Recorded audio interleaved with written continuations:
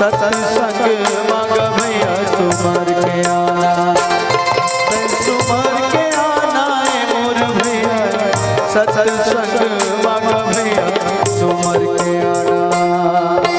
छोला रे छोला मानुस छोला रे तू मिले दोबारा, एक दिन डोला रे कब आई ले भैया, यम के डोला रे तुला कैसे समझाओ रे दो।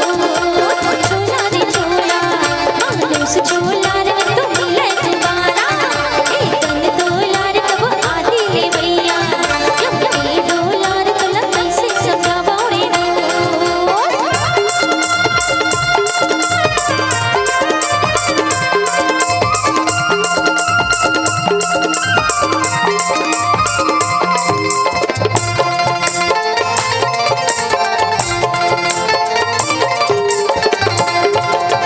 माया मजन के जुलूम लागे ना,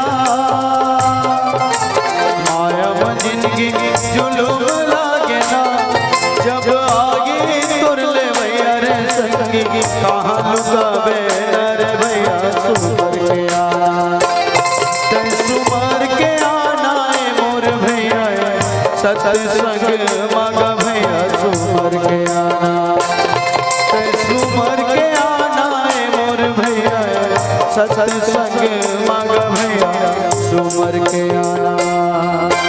छोला रे छोला मानुस छोला रे तू मिले दोबारा, एक दिन डोला रे कब आई ले भैया, यम के डोला रे तुला कैसे समझाओ रे दो।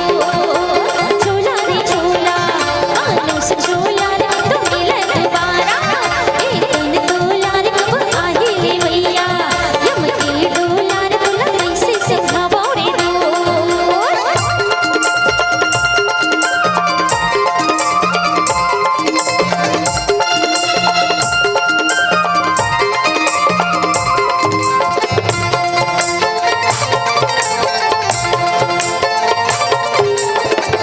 माटी के चोला माटी मजागेगा,